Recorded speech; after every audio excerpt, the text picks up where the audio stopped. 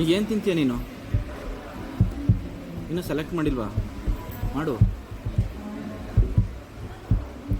ಮಸಾಲ ತಿಂತೀಯಾ? ರೊಟ್ಟಿ ತಿಂತೀಯಾ? ರಾಗಿ ರೊಟ್ಟಿಯಾ? ಹೋಗಿ ಬಂದು ಇಡ್ಲಿನೇ ಹಿಡ್ಕೊತಾಳಲ್ಲ ಇವಳು.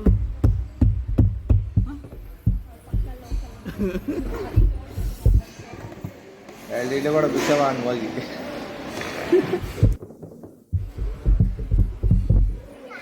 ಅಲ್ಲೆಲ್ಲ ಮುಟ್ಟಬಾರ್ದು, ಕೈ ತಗೊಂಬಂದಿ ಬಾ.